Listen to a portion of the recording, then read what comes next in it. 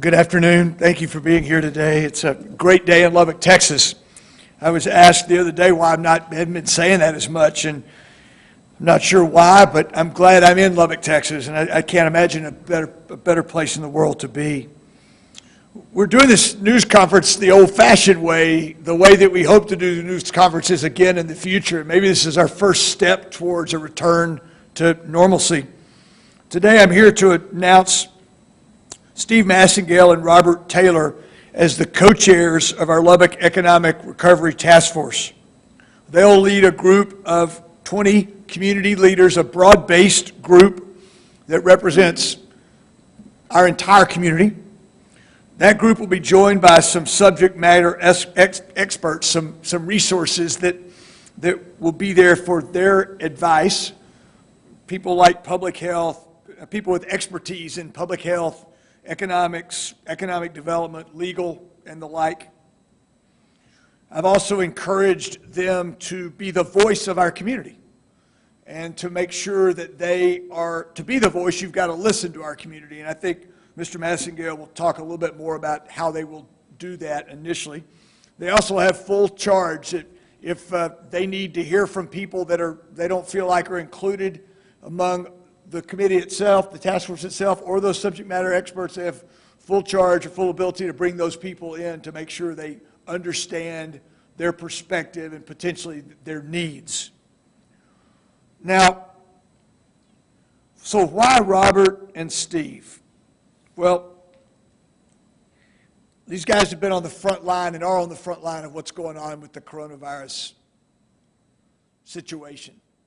Steve is a Lubbock City Council member, a serial entrepreneur from his teenage days. His business has been closed for nearly a month.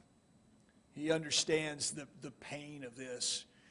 He also, for the last month, has been my wingman at City Hall as we've socially distanced our leaders to make sure that we remain healthy. Steve has been the one that has been in the meetings with me when we've made these difficult decisions, and I think he has a perspective that's relatively unique. Robert runs Lubbock's largest private business. In some ways, it's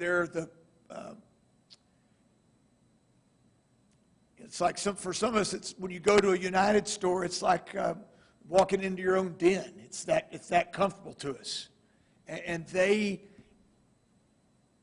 as much as anyone in our community, have had to change their business to respond to this coronavirus situation, to keep their guests safe, to keep their employees, their team members safe, and to make sure that we have those essential items that we count on to be able to live. I think also it's worth mentioning that Robert and Steve are lifelong Lubbockites.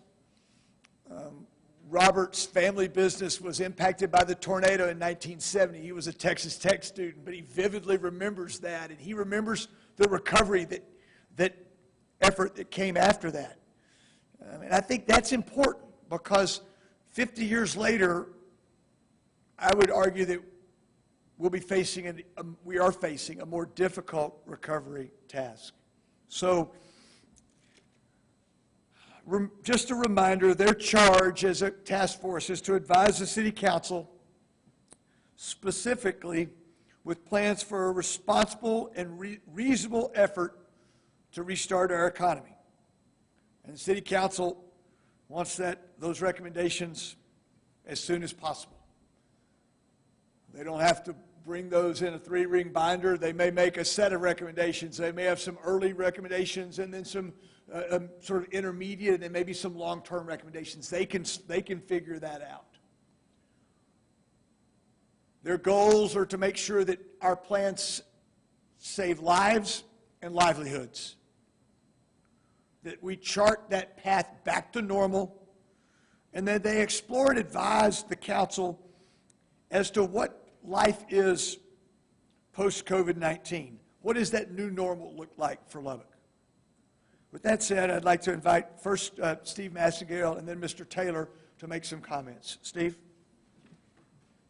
Thank you, Mayor. 17 years ago, my wife and I were blessed today with a beautiful daughter.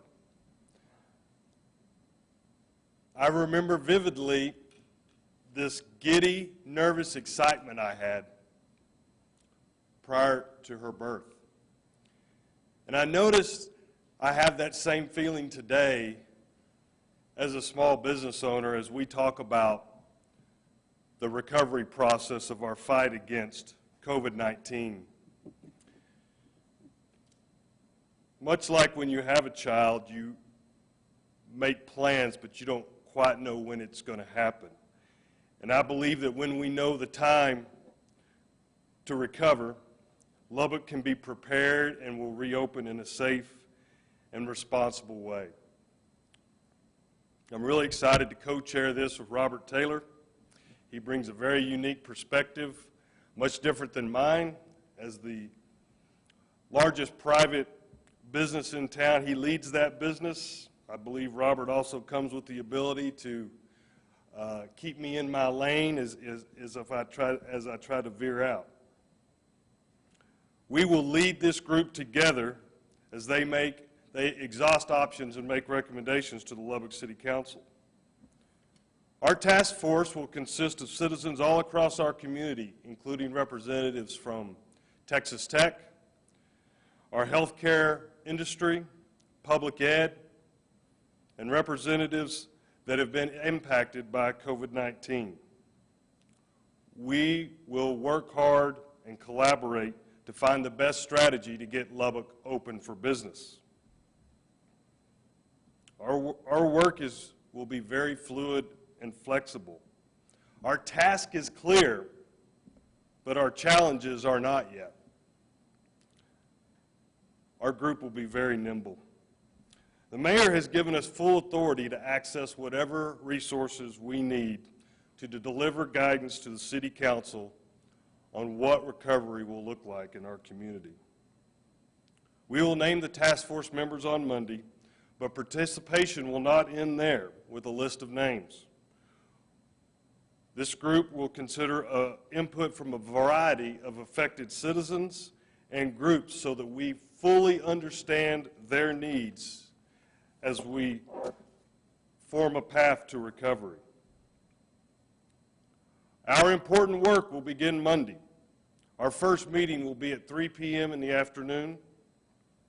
We will focus on 3 areas: commerce, healthcare, education, and communication. First, commerce. What's best practices for our businesses as they open back up? How can they keep their customers safe as well as their staff?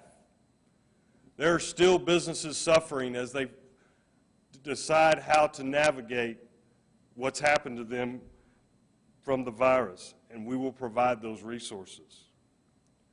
We will work on connecting people with jobs and jobs with people. Healthcare. We must work in concert with our health providers. We have to be able to track our fight against the virus as we open back up. We need their data to make good decisions. Education. We need our students back on campus. Campuses all across our community. We need our faculties back working. I look forward to Friday Night Lights in the fall and football on Saturdays in Jones AT&T Stadium. Communication is going to be vitally important to this group. We will work hard to keep everyone up to date as we work through this process. We'll have a website and social media up soon. You'll be able to communicate with us whether you have thoughts or questions about the process. The website is www.recoverlubbock.com. Lubbock's economy has a history of resiliency. Our distance from major cities has always cultivated strong, pioneering spirits. I can't think of any other community better tooled to fight this virus and find a path back to normal. And I, with Robert, we're ready to get started. Thanks, Steve. Mayor, thank you.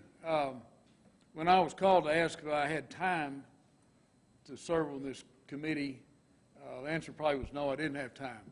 Then I found out what the committee was, and there's nothing any more important to me and the citizens of Lubbock and the economy of Lubbock and the well-being of Lubbock than getting everybody back to work. And it's not just about getting back to work. It's how you do it, how timely we can get it done, and the safest way we could do it, knowing that if we do it wrong, we could see what they call the W, and we could see it bounce back, and that would be a disaster not only medically, but it would be a disaster also, I think, to our economy. Hopefully I can bring a little bit of insight, but mainly I'm going to listen. And the mayor has put together, and Steve, a great group of people where we can get a lot of good information, medically, economically, a lot of real-life stories.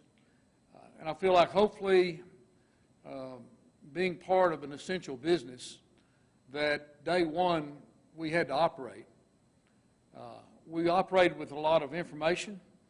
We operated with a lot of misinformation. There's no playbook for this. This has not happened before. But I think by listening, and the medical professionals have done a lot of research, we are now getting a more consistent message. And some things that were true when we first started this are not true today. So thank goodness I think we're seeing a little bit more consistency. And I hope pulling from over 40 communities that we have stores in, we have tried a lot of different things, some on our own, some were dictated by state governments and some by local governments. So we've tried a lot of different things. And I have an insight to some things that are going on nationally, as a national businesses, and some things that are going on internationally. So hopefully we can pull from all those things, and we, like I say, we need to get it right.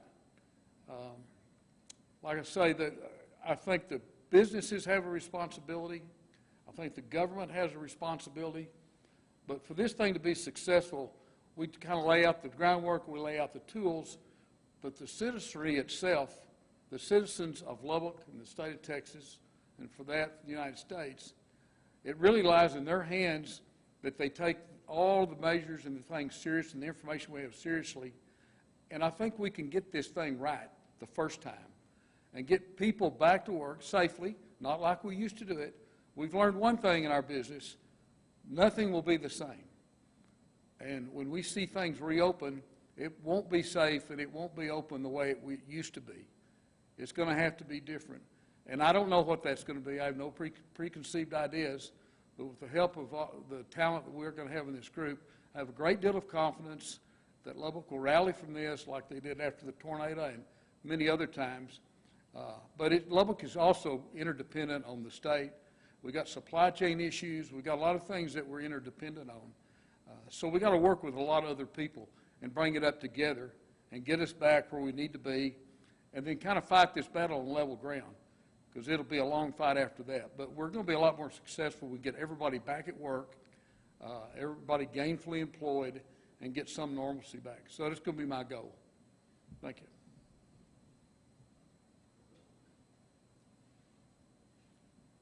We'll take questions. Any questions? There are questions.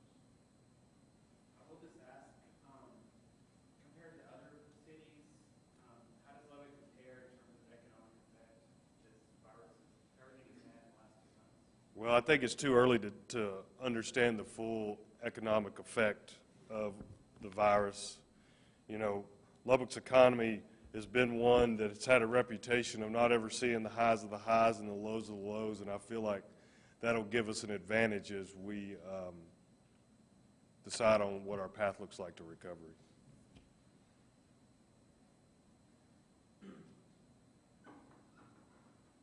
For the businesses that are already operating online, will there be, and if they're able to, will there still be a push for them to keep as much online as they can, or is it going to try and get back to that face-to-face, in-person kind of business? I mean, are you referring to our restaurants more, or just businesses that went to online because they were closed because they were non-essential? Yeah, businesses that can do that online, like whatever they can. Well, I mean, I think Robert said it best, is one thing we do know is it's not going to be like it was before. And, you know, businesses are entrepreneurial and they're resilient, and I think that they find that that online piece is working, and that they can, once they reopen and they've got business coming in the store, in the door, then they ought to do both. I don't have to answer all the questions. You mentioned the university is, with the tech population kind of scattered, gone for now. Is it important that when they come back, that boost to revenue from just having their economic input, their money in the economy? Well, I don't think, you know, as goes Lubbock, as Texas Tech goes, as goes Lubbock. Everybody knows what a big economic engine it is for Lubbock to have Texas Tech here. But at the same time, Texas Tech is suffering, and they need the Lubbock community to help bring them back. And so that's why we're going to have representatives from Texas Tech on this task force so that we can work together to see what their new normal is as well. I might just add, you know, it's not only, you think and you look at everybody I talk to in any type of business or educational or professionals, I haven't talked to anybody that likes where we are today. They don't like the results. They don't like the way they have to do things today. So not just education, but that falls for everybody. So that tells me that we've got to put some things in place to do things differently. That's why I kept saying it won't look the same. So if it's online, if it's distancing, if it's meetings, virtual meetings, there are just going to be all types of things. And it's funny how people, when they're given a chance, will find the way to make it work. You give them a set of rules, you get an entrepreneur a set of rules that we got to play by, and they're going to figure it out. And that's, we don't want to put a damper on that entrepreneurial spirit.